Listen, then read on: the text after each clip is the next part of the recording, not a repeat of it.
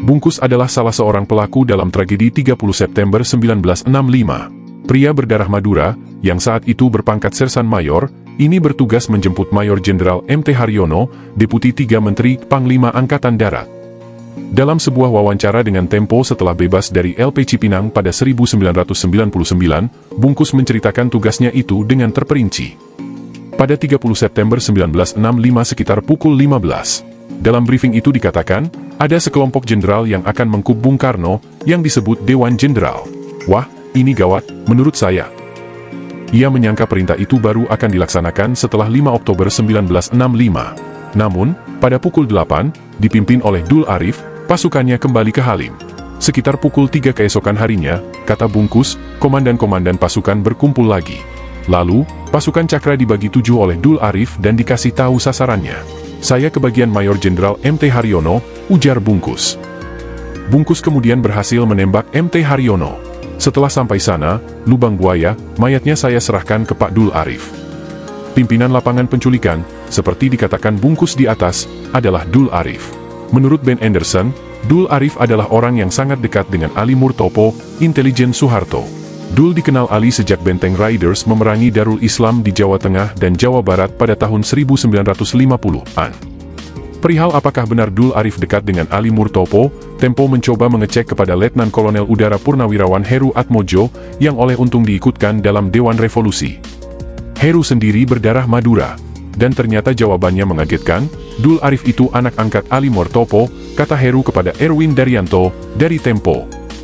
Yang aneh, menurut Ben Anderson, setelah tragedi September itu Dul Arif, si anak angkat Ali Murtopo, dan Jahurup, seolah hilang tak berbekas.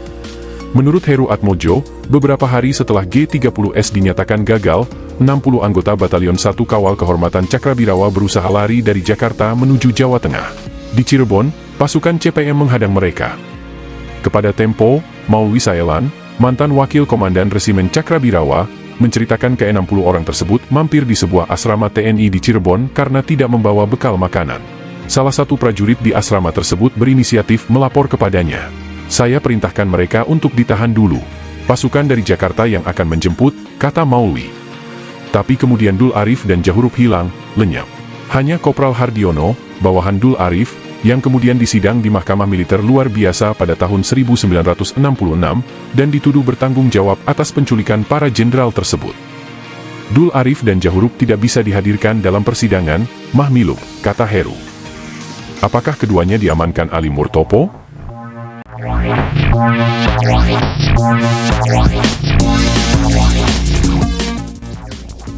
Akhir petualangan Letu Dul Arif pun tak jelas. Sebagai komandan pasukan Pasopati yang menjadi operator G30S, ia adalah tokoh kunci. Ia bertanggung jawab terhadap operasi penculikan jenderal-jenderal pimpinan AD. Tapi Dul Arif, yang ditangani langsung oleh Ali Murtopo, hilang bak ditelan bumi. Bentuk hukuman apa yang diberikan Ali Murtopo bagi Dul Arif? Mungkin saja ia langsung didor, seperti halnya DNA aidit oleh Kolonel Yasir Hadibroto. Atau, bukan tidak mungkin, ketidakjelasan Dul Arif lebih mirip dengan misteri tentang Syam Kamaruzaman. Kalau dilihat secara holistik, dengan asumsi bahwa G30S betul-betul merupakan skenario kudeta, peran Dul Arif tidak begitu penting. Setidaknya, ia hanyalah pion yang dimainkan para elit di atasnya. Perannya hanya sebagai pelaksana untuk menculik para jenderal. Namun kalau diasumsikan bahwa G30S merupakan skenario genial untuk menabrakkan PKI dan AD, guna memunculkan konstelasi politik baru di Indonesia, maka Letu Dul Arif adalah key person, seperti halnya Syam. Dalam sebuah operasi intelijen, antara operator dan pengguna, atau desainer gerakan, tak ada struktur komando langsung. Yang ada hanyalah pivot atau penghubung secara tidak langsung, yang biasanya dimainkan oleh beberapa aktor kunci. Kalau Syam dianggap sebagai desainer G30S, dan Untung adalah pelaksana, maka tesis yang muncul adalah, Dul Arif sebagai pivot. Dalam istilah intelijen, ia adalah faktor cut, disadari atau tidak disadari oleh Dul Arif sendiri. Kalau operasi intelijen ternyata gagal, faktor cut memang harus di-cut, artinya didor agar tidak meninggalkan jejak. Berdasarkan atas asumsi di atas, dapat disusun rekonstruksi sebagai berikut. Syam mendesain gerakan yang dirancang untuk dilakukan Untung. Namun, ada pihak ketiga yang memanfaatkan Letu Dul Arif untuk mengacaukan gerakan. Cara kerjanya mirip dengan virus komputer yang dirancang untuk mengacaukan program atau sistem. Kalau semula tidak ada perintah bunuh terhadap para jenderal, tetapi oleh Dul Arif, selaku komandan pasukan Pasopati, diberikan instruksi tangkap hidup atau mati. Akhirnya gerakan menjadi kacau balau. Betulkah ex-Letu Dul Arif merupakan faktor cut yang dimanfaatkan oleh pihak ketiga? Lalu siapakah pihak ketiga itu? Soehartokah? Sulit untuk menyimpulkan. Perkembangan yang terjadi sungguh-sungguh rumit. Letu Dul Arif bergabung bersama Polda Jahurup dalam operasi di rumah Nasution. Tetapi ternyata operasi itu gagal. Nasution lolos. Bahkan Pierre Tendean dan Karel Sasui Tubun, pengawal di rumah Leimena, menjadi korban. Operasi penculikan di rumah Nasution itu sendiri sama sekali tidak elegan. Sebab dari awal sudah memancing keributan, yang berarti membuka kemungkinan untuk gagal. Menurut keterangan yang diperoleh dari pengadilan Gathut Sukresno, sebetulnya diperoleh petunjuk tentang Dul Arif.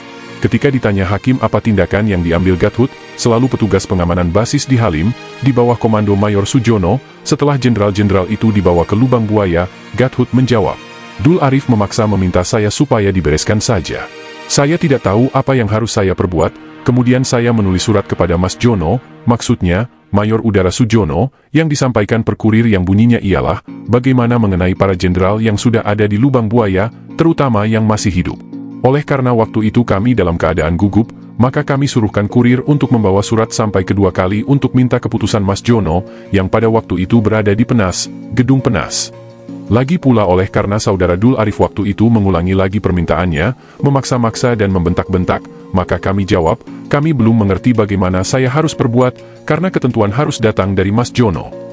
Mula-mula kita sepakati para jenderal itu dihadapkan kepada Presiden Panglima Tertinggi Bung Karno di Istana. Pelaksanaannya oleh Resimen Cakrabirawa yang dikomandoi Letkol Untung. Komando pelaksananya Letnan Dul Arif. Tanpa sepengetahuan Brigjen Suparjo dan saya sendiri, Saudara Syam ikut Letkol Untung. Kami baru tahu setelah selesai pelaksanaan atas laporan Letnan Dul Arif. Saya dan Brigjen Suparjo kaget. Kenapa sampai mati? Tanya Pak Parjo. Letnan Dul Arif menjawab, bahwa Syam menginstruksikan, bahwa bila mengalami kesulitan menghadapi para jenderal, diambil saja hidup atau mati. Mereka melaksanakan perintah Syam, karena tahu bahwa Syam duduk dalam pimpinan Intel Cakrabirawa.